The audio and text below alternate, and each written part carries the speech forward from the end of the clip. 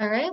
Well, hello, everyone, and welcome. We're going to start the event in a moment or two, so please get ready to begin.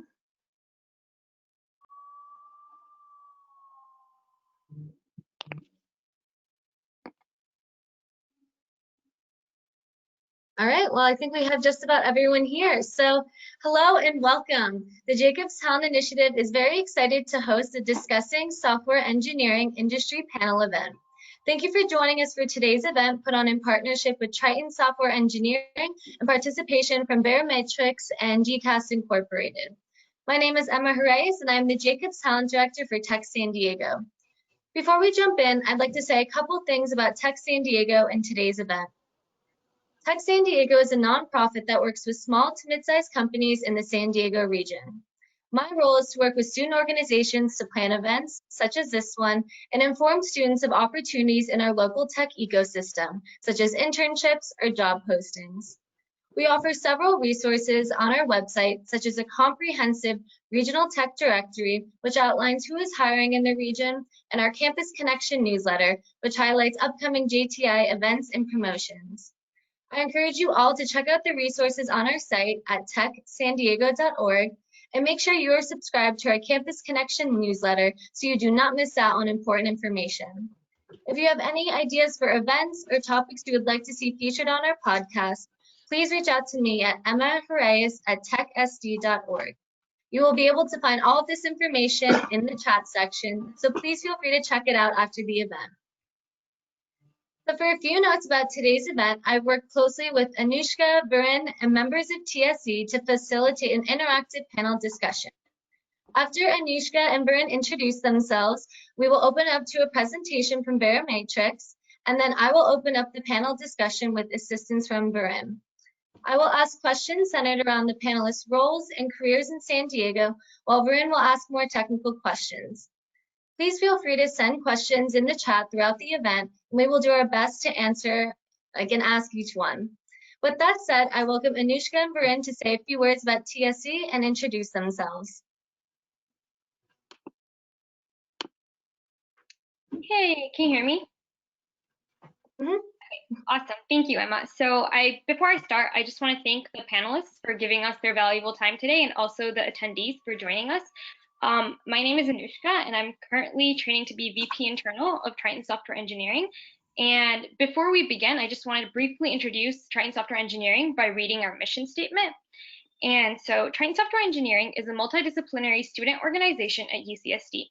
We partner with nonprofit organizations to design and develop software pro bono for social good while giving our members practical real-world experience. If you align with our mission, we would love to have you be a part of TSE.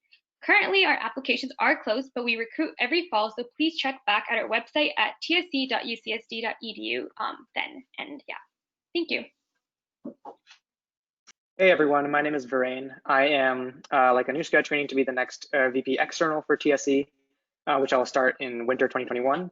And I want to also thank the panelists and the attendees for being here. And thanks to JTI for organizing this event with us. Really excited. Awesome. Well, thank you, Anushka and Varun. I'm excited to introduce our guests from Verimatrix and GCAS Incorporated this evening. Joining us today, we have Charles Wang and AJ Ahuja, who are data engineers at Verimatrix, and Thomas Sibel, CEO of GCAS Incorporated. I welcome you all to introduce yourselves. Charles, I will have you start, followed by Ajay and Tom. Cool. So I'm Charles. I currently work as a software engineer on the cloud team in Verimatrix. So I just joined recently 2 months ago, but previously I worked at Oracle for a few years, and then I moved to Boston and worked at a startup incubator called Kogo Labs. There I was a data engineer, and then now I'm back in San Diego, joining on the cloud team again, innovating on the multi-DRM product, which is digital rights management software in the cloud. So that's where continuing my career, and hope I could be of help and answer all your questions.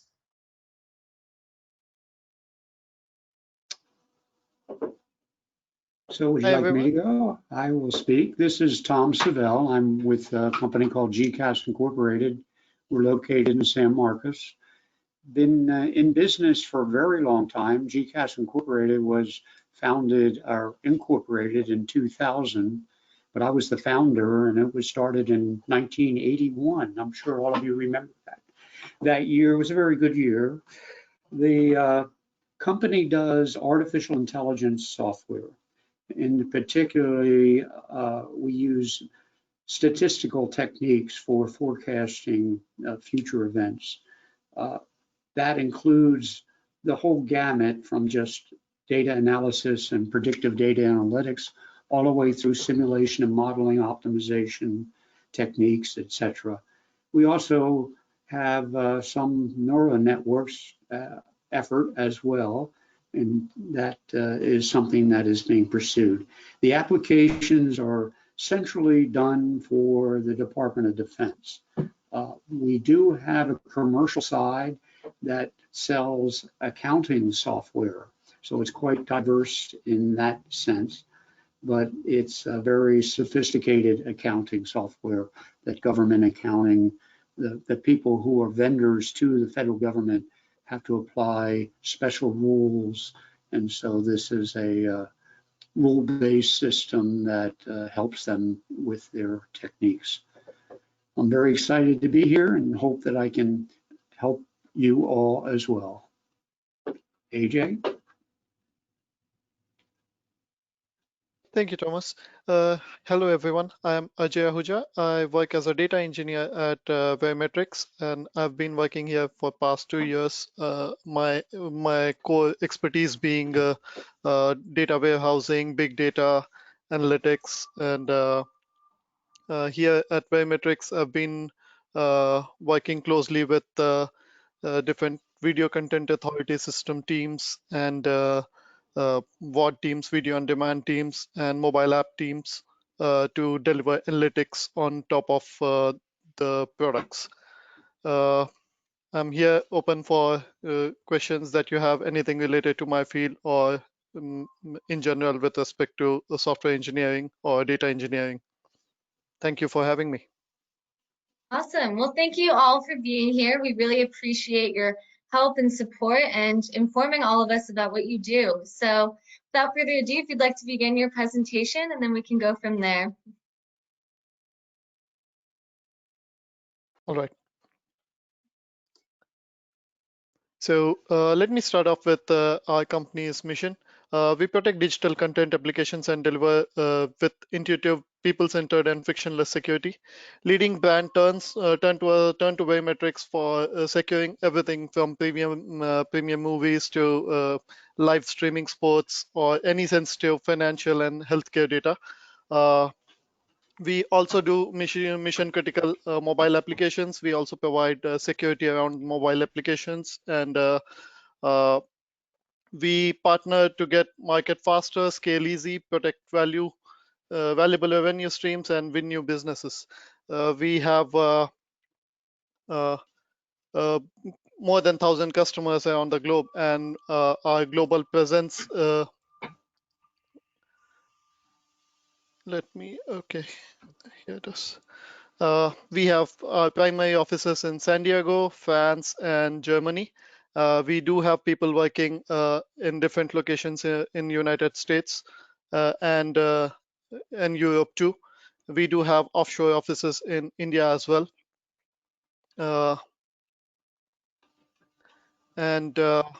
Just to give a brief walkthrough of our product line. We deal in video content, Internet of Things, application and software, both in health and financial services. And our market focus is media, entertainment, financials, Internet of Things, healthcare, mobile application security, automotives, video service providers, gaming and esports. So our portfolio current protection, we do have on the video and streaming side, we have VCAS, Video Content Authority System, multi-DRM, embedded DRM, watermarking, and content monetizing, TV, everywhere authentication, and then on top of that, we provide solutions of analytics on these products. And On the application shielding side, we have code protection, we have mobile payments, and we do have white box, Verimatrix white box, and App Shield for Android and iOS devices. Customers and media partners, we do have we serve over 1,100 customers and partners across 120 countries, including some of the world's most admired brands, as you can see over here: Mastercard, Visa, HBO, Altibox, Huawei, Viscom, and a lot more. Then we do have quite a market presence. We are leader in what we do with respect to video content authority system and video content security. We were awarded as 2020 Best of the Show award for Verimatrix GCAS 5 for DVB, and then we do have the Steve's Award under the customer satisfaction category. So this is a brief about Verimatrix that I have. Any questions with respect to what we do, or you would like to know anything about Verimatrix? Yep, so if you have any questions at this time, please feel free to either unmute yourself, or if you'd like to send a question.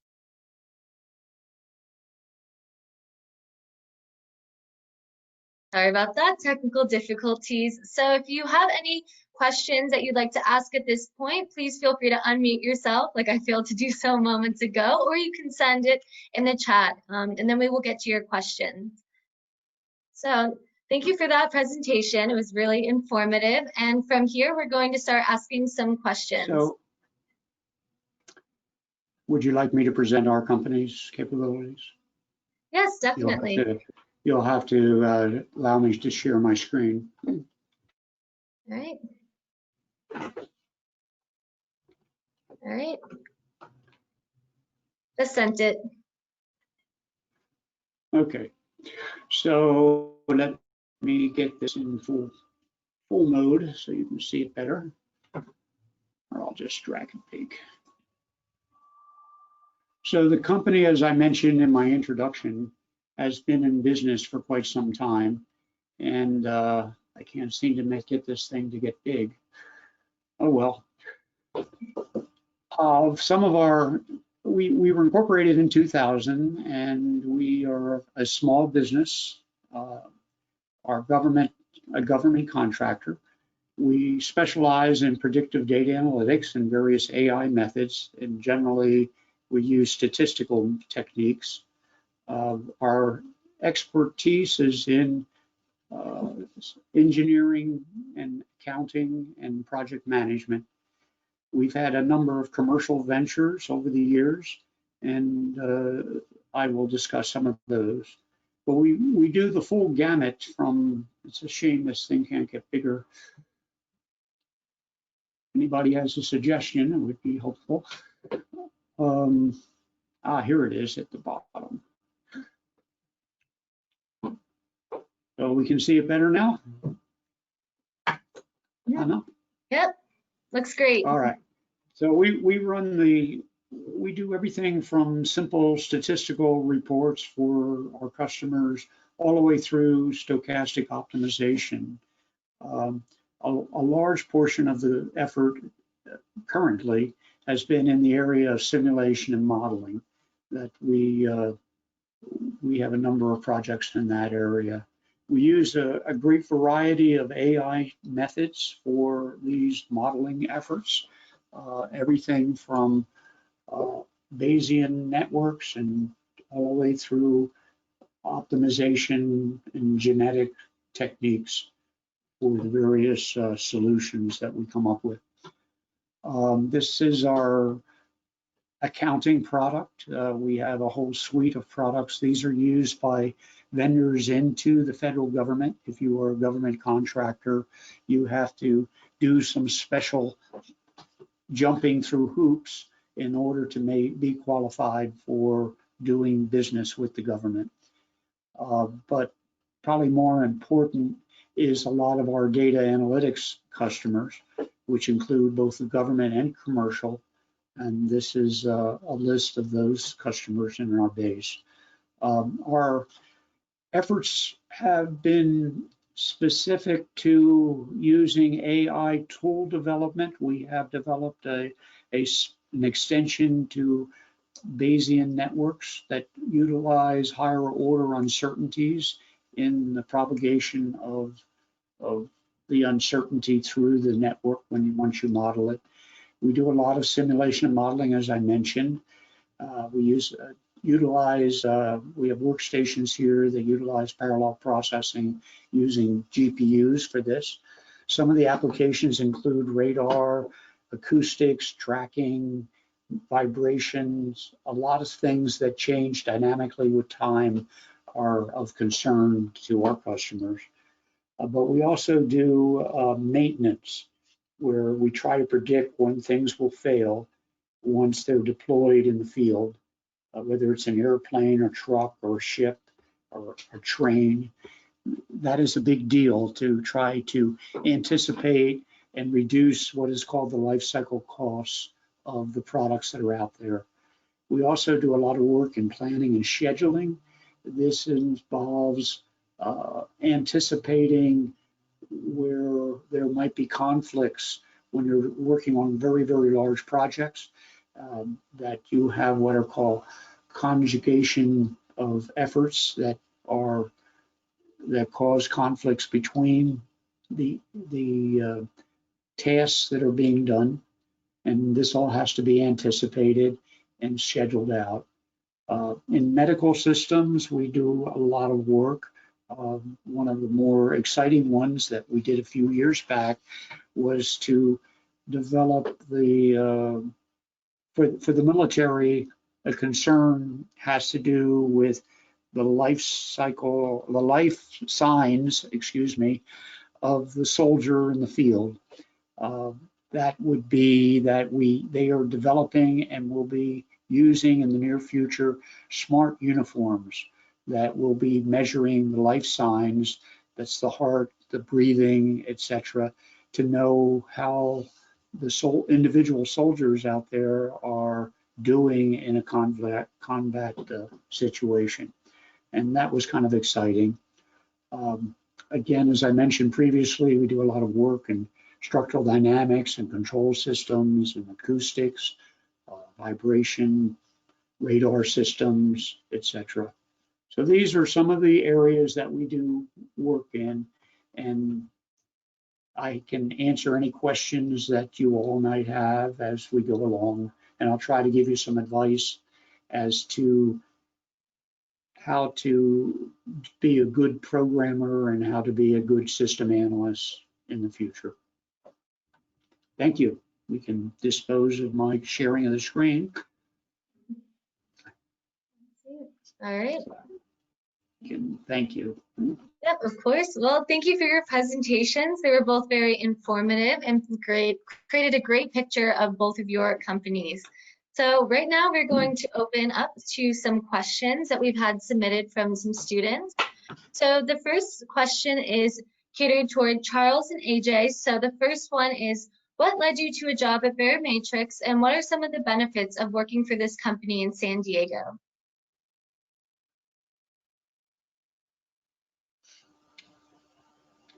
It's to you, Charles. I'm happy to repeat the question too, if that was a lot. No, I heard it. So I was just waiting who should answer first, but I'll go ahead. So I chose Verimatrix mainly because, I mean, San Diego is amazing, first of all, but besides that, like, the company is very, how do I say, very structured, and we implement a really good agile practice. It's very fluid.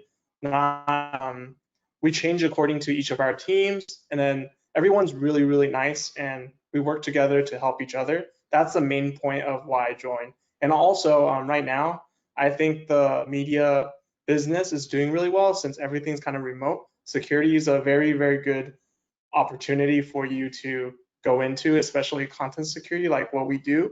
specifically, I do just securing like streams, like for example, HBO or Netflix, those over-the-top streams. People can actually take advantage and restream that service and make their own kind of streaming service. So our software prevents that, and that's like a huge, I guess, huge mission and huge accomplishment that we're able to solve by doing watermarking and providing different encrypted content so that people can't do that. And so that's what I see, and that's why I joined Verimatrix. Yeah.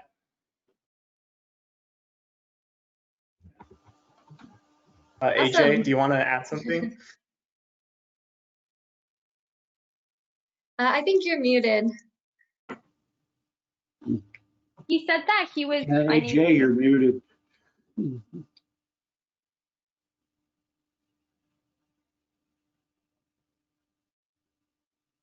Okay. Yeah, All right. he can't hear you. So why don't I try to respond from our viewpoint? I think it's very important when you go into a new position, Charles has done, to find a home that you feel comfortable with and somewhere that you can grow and you can get stronger with every day. There was an old adage that says when you start with somebody, just sit there. Don't immediately try to make an impact. I'm not so sure that's true. I always try to do my best and try to wow my customers as best I can from the very beginning. But I guess there is something to be said about having some false starts that might give people a false impression of your capability when you first begin. So that might be a point of suggestion for being a new position. You certainly want to utilize your strengths, but also learn as you're going. Every time you go into a new position, no matter what it is, there is going to be a learning curve, a lot of new things that you have never experienced before, let alone the fact that you'll be interacting with a lot of your associates that you'll be having a good time with. Some people maybe be more strict than others, and that's a difficult thing to anticipate when you first start. I think as far as management is concerned, the number one thing that I would recommend is communication, that you always want, at least on a weekly basis, to let your boss and all of the people above them know what you've accomplished in the last week. Even if it's just a small thing, and maybe it's negative, you found out this didn't work, that's okay. But you want to make sure that you are communicating effectively and getting feedback from above and from your associates. Everyone around you will see your work, and you want to encourage them to give you suggestions for improvement, and of course kudos when you do a good job. So you go. So AJ, do you got a microphone yet? Yep. Can you guys hear me now? Yep. You got it. Yeah. All right.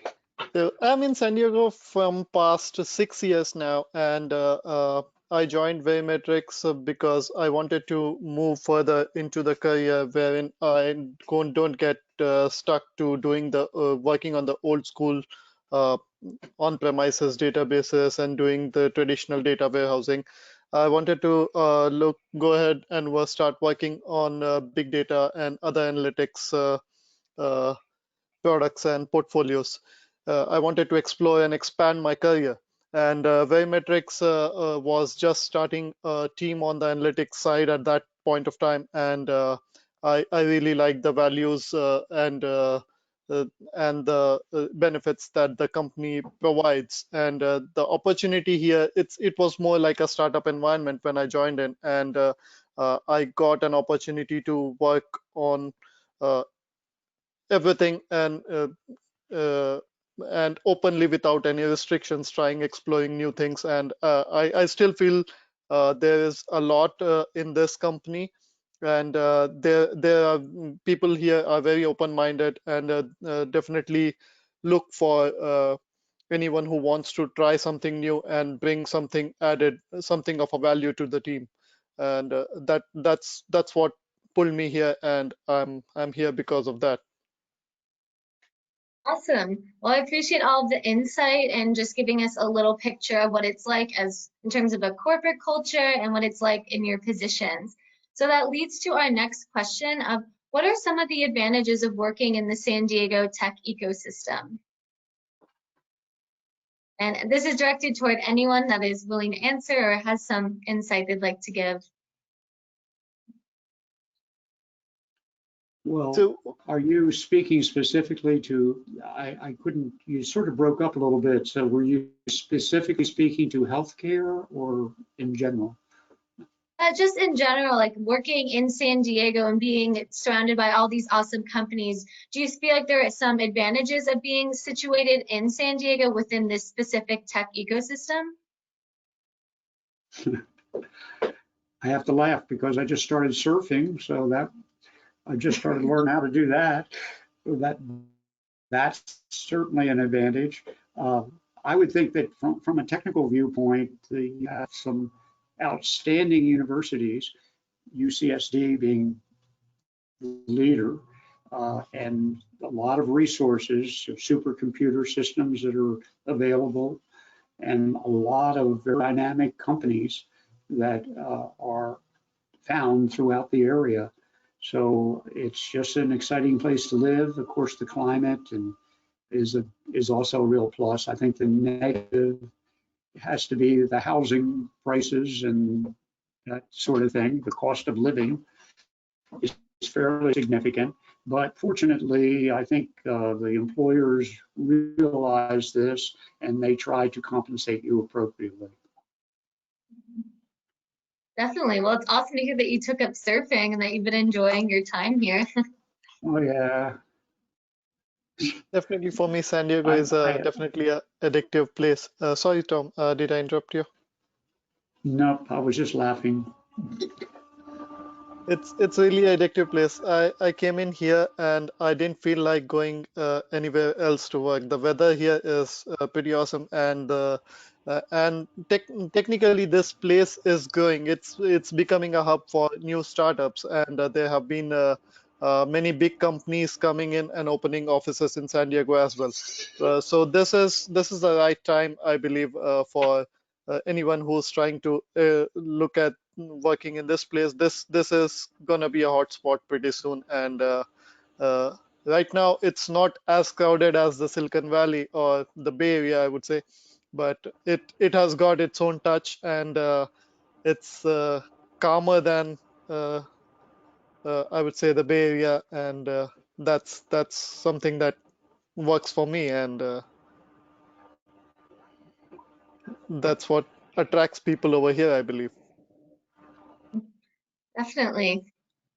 And Yeah, I it's not agree. like it is like technically it's far behind on the technologies that we use over here in San Diego or in the Bay Area, because I've worked with certain set of companies uh, which are on the East Coast side, and their tech stack seems to be pretty much on a backlog than what we work on over here in California in general. And San Diego is keeping up with the pace for sure. Awesome. Thank you for your insight. And Charles, do you have anything to add on that question? Well, I think AJ was just said everything that I was gonna say, but to add on top, I guess I've also worked on the East Coast in Boston, and it's just over there it's more of a financial district, and so they put more emphasis on VCs that have money, just like money is their central focal point. So IT services and people who are engineers come in second. So it's just a different kind of culture there. So here on the West Coast, I believe a lot of the engineers are treated like entrepreneurs. People, we create value, create things. So it's just very, very different. Of course, there's advantages in terms of money too on the East Coast. Like you're for sure, your startup or whatever will have a higher chance of profiting. On the West Coast, it's different. Like you have more innovative ideas. You have all these new tech. People go for the tech, and it's like pretty amazing. And then San Diego, though, like so I've been to Bay, been to Boston. It's like a lot more fast paced. So you have less time to really think like your long-term thing. And I've also noticed just engineers here, they suffer way less burnout. All my coworkers are 10 plus years at the same company, Verimatrix, and I just really appreciate how people here can just pursue their passion in addition to do software engineering for such a long time, and it's just very unique, I'd say, in San Diego, and that's what I want to put in. Yeah. That's awesome. Well, it sounds like you all have a lot of experience, and based on your previous experiences and your roles at different companies and your career journey altogether, what advice would you give students that are trying to figure out where their career destination is? So, Such as, go ahead, complete your question.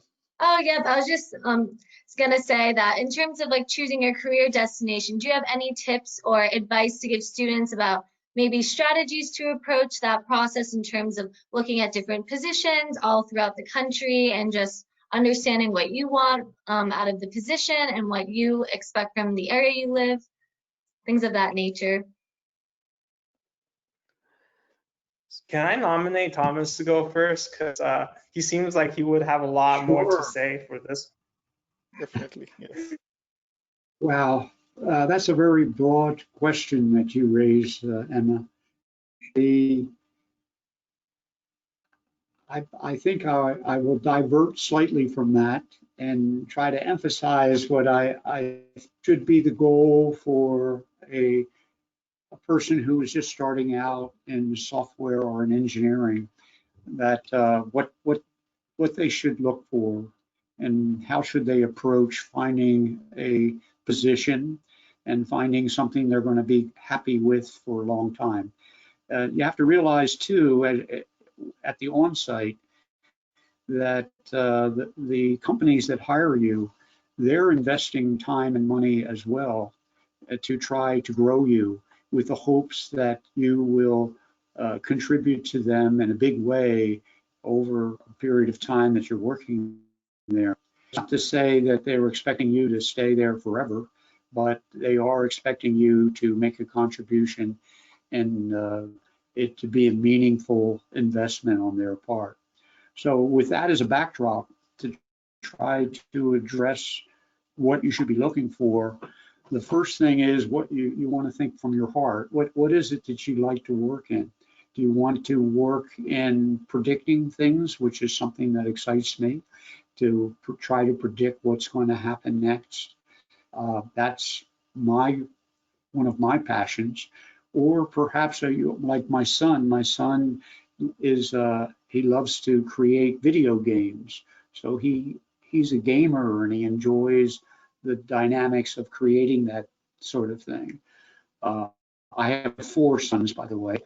Another son who works at Microsoft, he is very much into the technical side of trying to create, let's say, innovative solutions. He's working in areas where they are doing virtual reality type of things, and they are trying to do a better job with both the video and with the audio, and he's a project manager doing that.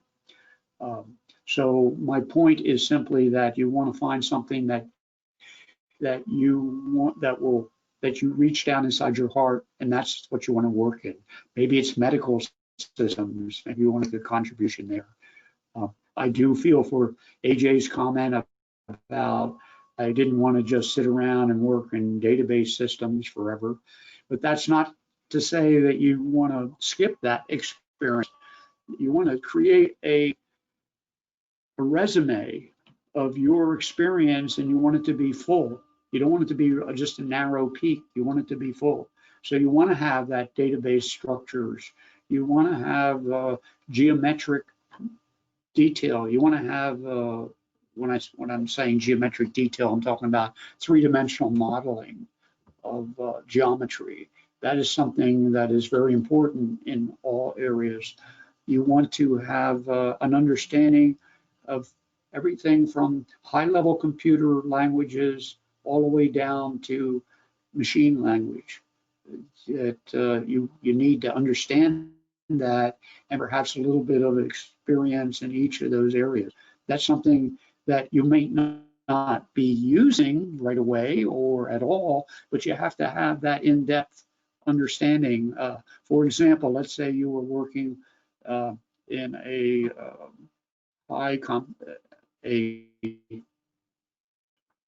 graphics processing unit system, and something goes wrong, and you need to understand how the threads are being used and being diminished throughout.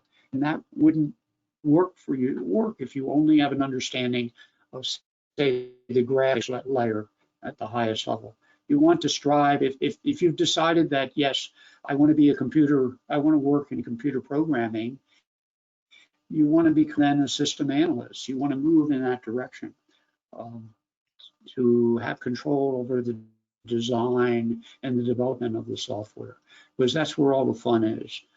I also want to throw out one other suggestion comment. I mentioned at the point at the beginning that what you want to do when you first get into a position. But one thing that I have discovered with the employees that we bring in is they are lacking a certain skill that is really, really important, and that is writing and documentation. I'm not just talking about doing documentation in the code.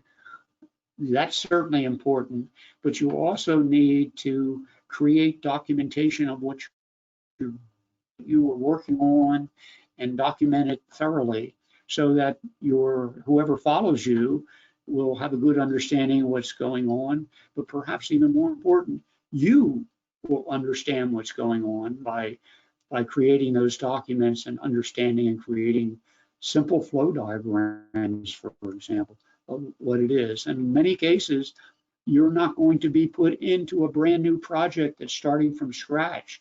You're going to be going into some legacy system. That legacy system may be only 5 years old, but it could be 20 years old.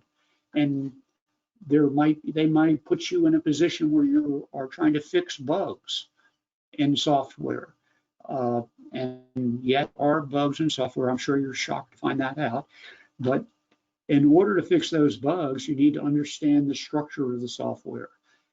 You need to dive into the documentation and dive into the code and get that documentation clear enough that it can be understood.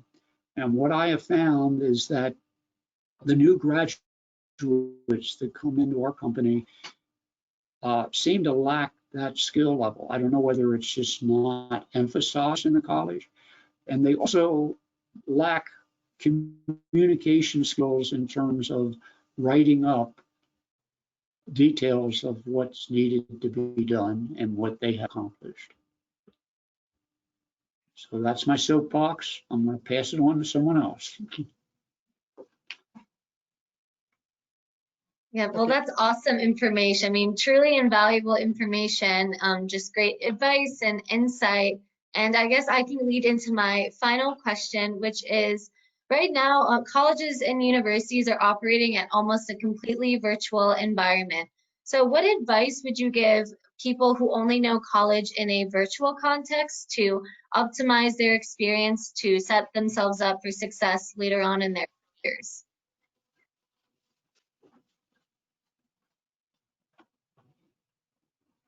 Who wants to start? I feel like I'm dominating this conversation here. I don't mean to do that. Okay, I'll contribute to this. So, all right, thank you, Charles. Yeah.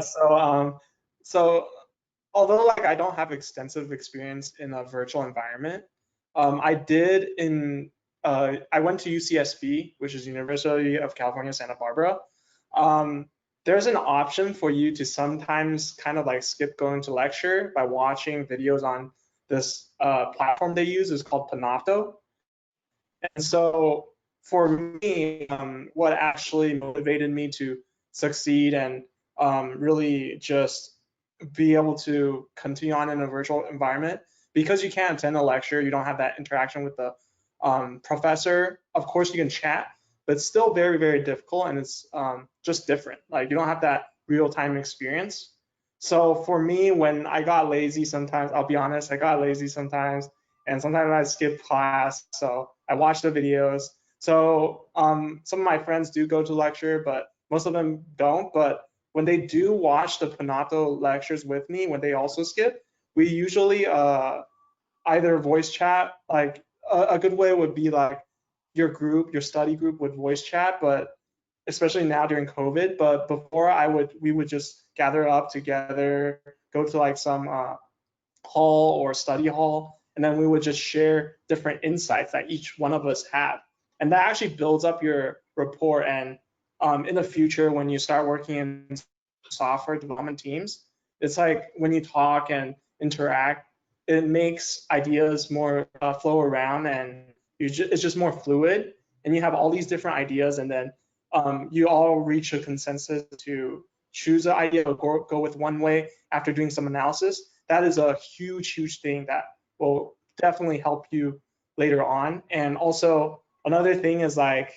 from my experience, I wish when I first graduated, I was more humble to my older seniors. They know a lot more.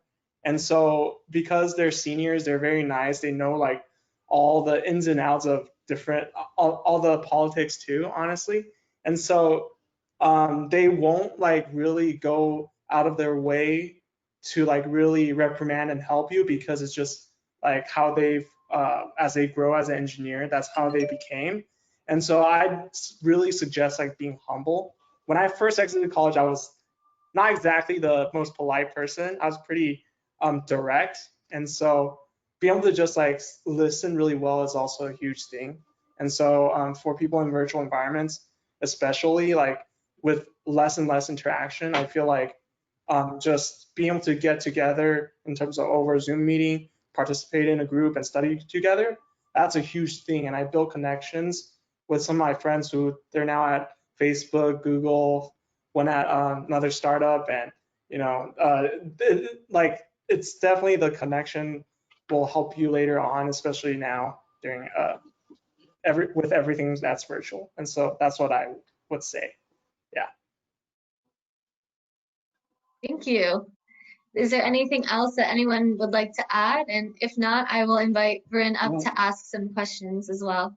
You're welcome to go. I think Charles's comments are right on, and I tried to express that earlier when I was coming up with a poorly worded quote, which was something like, don't just do something, sit there, which means that when you first get in, you want to see the lay of the land, and you want to make sure you feel well. And it's very important that if you don't know the answer to something, ask and try to find some senior people there that can answer your questions. They would be very flattered if you come and ask them and say, well, I don't understand what this is. Can you help me? Can you explain this to me? And just by virtue of asking, they will do it. Then they will befriend you, and they will feel proud that you will be improving with time. So yes, you need to be humble when you first start, and you need to be outspoken to the point of asking questions on things you understand and trying to get support, and try to get support from the senior members within the group, because they know a lot, and they'll think you to be a smart ass kid or something if you try to outmaneuver them. You want to work within that system and within that goal. That's not to say you don't want to be creative and you don't want to express yourself. You do, but you do need to do it in a very kind way. And one other thing that Charles mentioned that it just occurred to me, I'm not sure he meant what he implied, but communication, verbal communications is extremely important within the company, especially now in this virtual environment.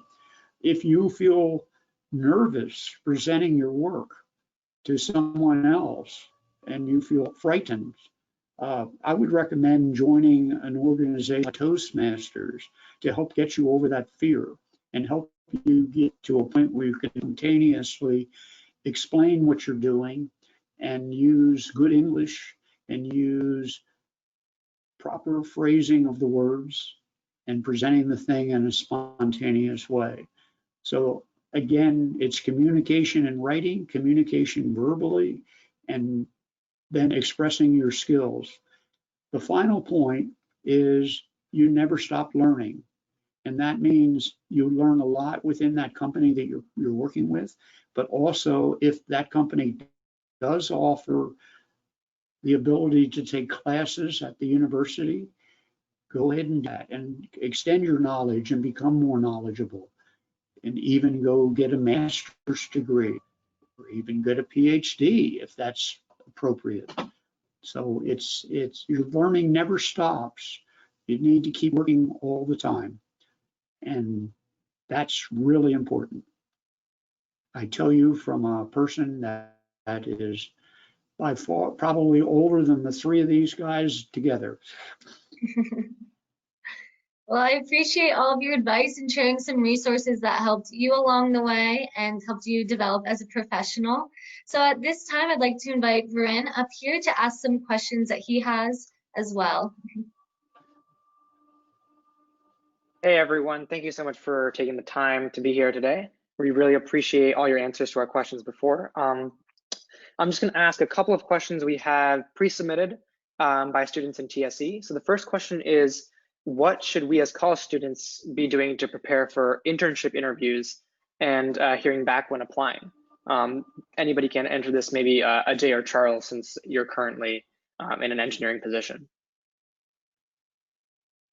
So, I would say, like, when you graduate out, it's really important. It's not like what you learn, you don't end up doing the same thing in your companies. It's sticking to the basics is the most important thing. It's basically whatever the core concepts and what do you say, the whatever the core concepts or programming languages or whatever tools and technologies that you learn or whatever you work on the theory part in your colleges, that's really important. So when you're looking when you're looking for an internship or when preparing for an internship interview or any of that sort, it's important that you know what you're good at, and at least it's there. No one is expecting you to end up come up to an interview and end up writing a app or any kind of deep depth coding. Uh, Sticking to the basics, knowing what you are answering or answering the questions sincerely is more important than uh, thinking anything else. Don't fake yourself. Be what you are. Try to be yourself. That's more important. Yeah, awesome. Definitely agree. And I think a lot of people have had that experience in applying for their internships. So it looks like Benson has asked a question in the chat. What is one thing from your entire career that makes you most proud? Maybe Thomas or Charles. I'd have to say my children, but I think you are speaking as to what technical accomplishments, correct? Well, Yes, I think that's the intention of I've been Benson's question. fortunate enough to have gotten a lot of notoriety and awards, etc. So at the moment, they were very fulfilling. But I'm not here to toot my horn. But as far as technical accomplishments, I would think that we developed probably one of the very first handheld computers. This was quite a few years ago. It was so far ago that we were using, initially, it was like Windows 3 or something like that. It was very, very primitive. I actually have a copy of it on the wall here, a physical article. Weighed about 8 pounds. It was like a brick, but it had a touch screen and it was interactive, and it was used for inspections, etc. Unlike what you see today when the UPS guy comes in and wants you to sign something, or you see these technologies around all the time. So we were pioneering doing that. I think technical accomplishment that you find that eventually become an application in some way are especially fulfilling. I think that if you can do something that you feel that is going to contribute in a big way, then that's going to make you happy. Yeah, absolutely. So we have another pre-submitted question, and this one is specific to Charles. So you mentioned in the introduction that you've been at Oracle, Boston, Kogel Labs, and now you're at Verimatrix. So what are some important aspects that factored into your decision-making process? What did you look for in those companies before kind of deciding to work for them? So I guess like this is a really hard question for me. So I worked at Oracle. It was a big company. It was great. They offered a lot of financial benefits. They offered just allow me to even take classes at Stanford, USC, and then they paid for everything. But what I was looking for was at the time, I'm just more like I want to create something, I want to build something, and just with the minimal amount of cost or people, I wanted to build something innovative. That's what actually made me go into a startup incubator, live the dream, and then just trial and error. Did a bunch of hackathons, and that's basically what motivates me, like just building new things, being really interested in new technologies at that time.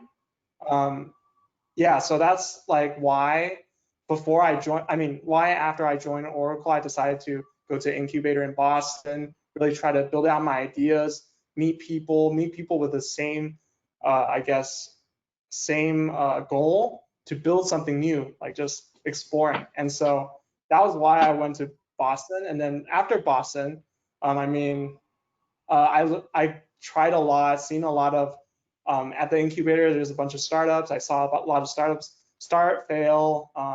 There's just majority, it was a really good experience to see. Got a lot of big data experience there too. And just, I got to touch everything. That's mainly why.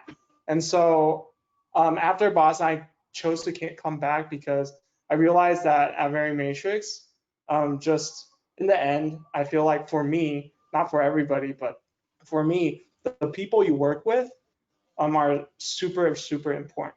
Like they're the people that motivate you.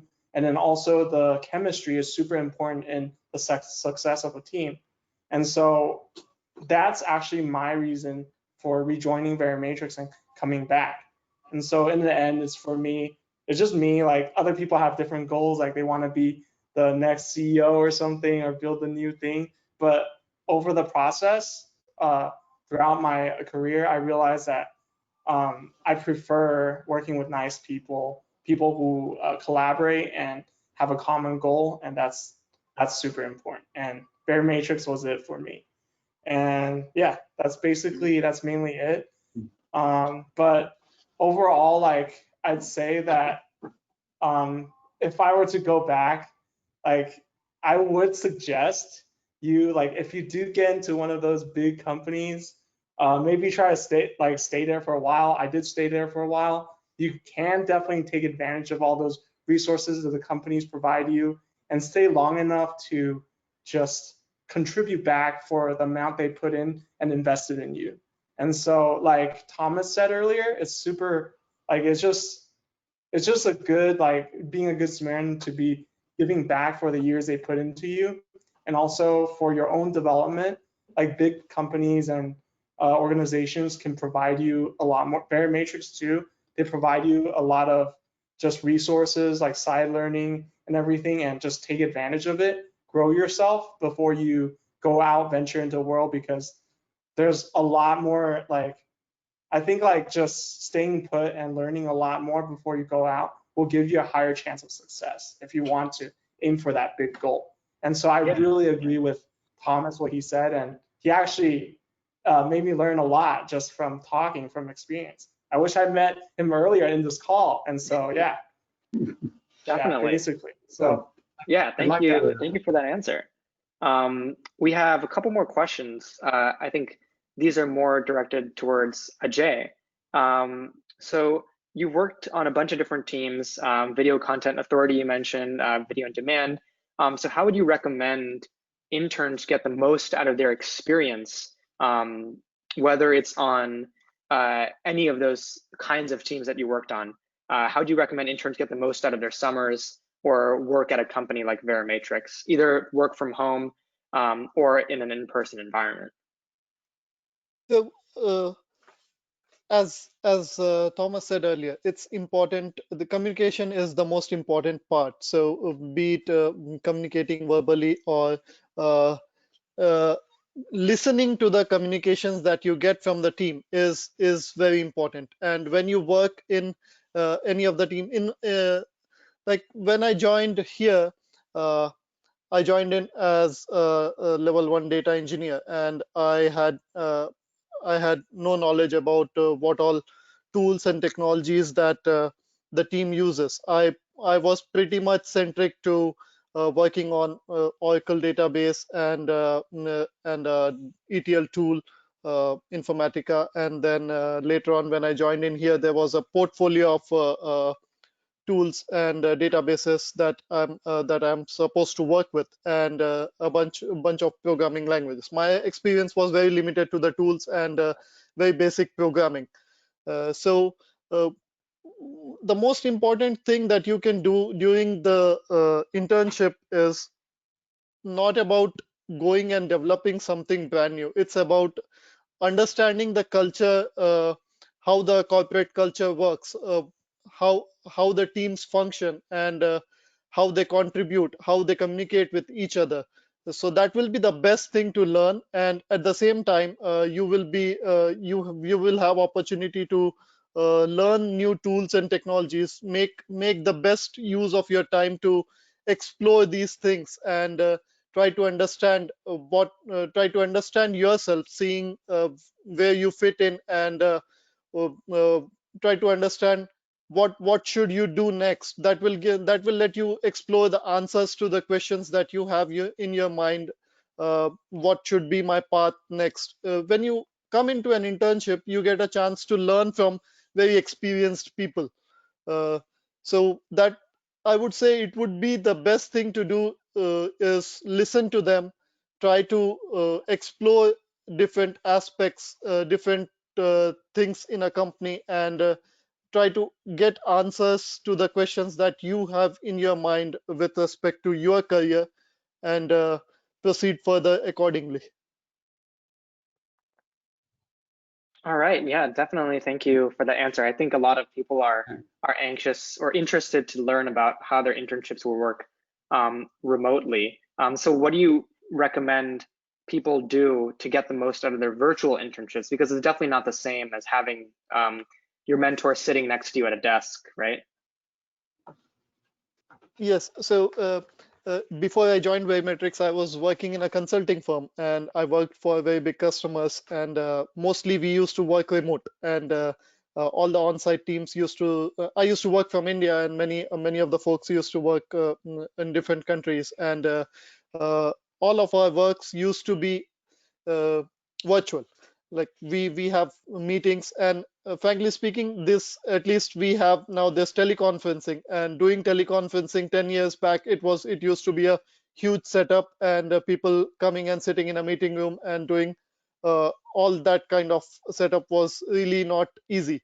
Now we have got a lot of tools and technologies on that front to help us. Though being virtual, we have the opportunity to be together virtually. So make use of all the available forums that you have. We have got chat forums, and then you can call people directly as in when you need. You can speak to your mentor. So when you join a company, there you will have opportunities, like whoever is your mentor, you will have opportunities to have a one-on-one with your mentors, and you will have opportunity to interact with your team members in a environment. It's on the IT side or on the computer side, computer engineering side. In this career, uh, people are very open, and communication is the key. So it's really important you try to express yourself. Don't keep it to yourself. It's really, as Thomas said earlier, it's really important to ask the questions. So if you ask the question, the person who's trying to help you, or whoever you are asking this question, will be really elated to answer the question for you. Don't be stubborn to yourself, or thinking in a way. I'm saying these words because I've been in that place, and I used to be super overconfident when I initially joined my took my job at Tata Consultant Services earlier.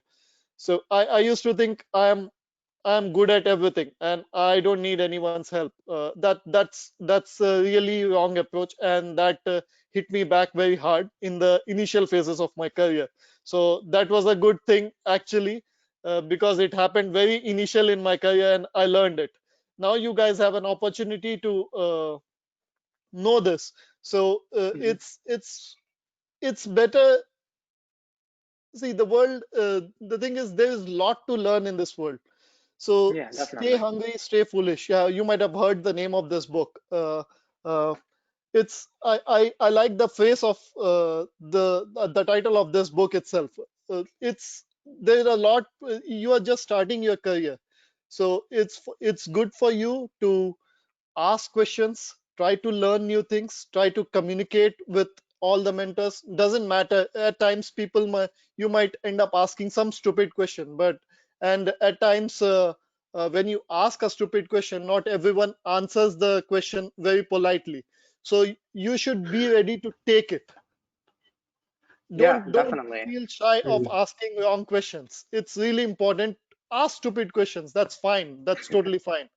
You will learn a lot, even with wrong answers or correct answers. Whatever answer you get from people, you will learn a lot. So it's Yeah, really thank a you. key to communicate. Yeah, thank Well you said, definitely well for that. said. And I think, I like to, yeah, I know go ahead. we're running out of time, so I'd like to make some points that I think the audience would benefit from. And my first point is your resume. The resume that you put together, and you do need a resume. You need something in writing. And again, communication is the key. So you have to make sure the spelling is right, thing is proper. But make sure you understand the resume, which should be like a page, is your sales brochure. You are selling Yep. yourself. So the resume has to emphasize your strengths. I've seen so many resumes and I think, what does he do? What has he done? What has she done? You want to have a list of key accomplishments and bulletize them that says, oh, this is what I did this. I don't care how trivial it might seem. If you show accomplishments, then that gives a lot of wealth and a lot of strength to your resume. You don't have to have that much as far as business experience or education if you have accomplishments. Which brings me to my second point, which was a question that was asked earlier about what do you do in your interview. In the interview, you want to have those accomplishments as seeds. And if the person on the other side of the table brings up a point that you can then use that accomplishment and say, oh, gee, yes, I did some work in that area and this is what I did. And you talk about what you accomplished. Yeah, And you want to do it absolutely. with great enthusiasm. The enthusiasm is why people hire. It's because they like you and because you're enthusiastic. They're not so sure how good you might be, but they figure they can cheat you. So just come in with it with a real positive attitude, have a list of your key accomplishments, and when the opportunity comes up, throw them out there and tell them what you have accomplished. Yeah, definitely. And good luck to everyone who's attending who's on that application grind at the moment. I think, Ajay, that's Steve Jobs quoted that Stay Hungry, Stay Foolish book in his Stanford commencement speech. So I think that's where a lot of people know it from. But anyway, I'll hand it back to Emma. Thank you so much for answering all of our questions and being here with us today. We really appreciate all of your time, Thomas, Charles, and Ajay. And so, yeah, I think Emma has a couple of things to say to conclude this event, but thank you all for coming. Great. Thanks, Varun. So I just want to basically echo what he's saying, and I just want to thank everyone for attending this event. I had such a great time learning about all the various facets of the software engineering industry with Verimatrix and GCAS and all of you. So if you'd want to watch this event, you will be able to find it on Tech San Diego's YouTube channel in the coming days. In the meantime, please feel free to subscribe to our YouTube channel to watch previous events. And I would like to give a special thank you to Verimatrix and GCAS for participating and TSE for partnering with us. Thank you for your hard work in helping this event come together. So I want to reiterate again, thank you everyone for attending this event. And I hope you have a great night and hope to see you at future events hosted by the JTI. Thank you, everyone. Bye-bye. Thank you. Thanks for having us.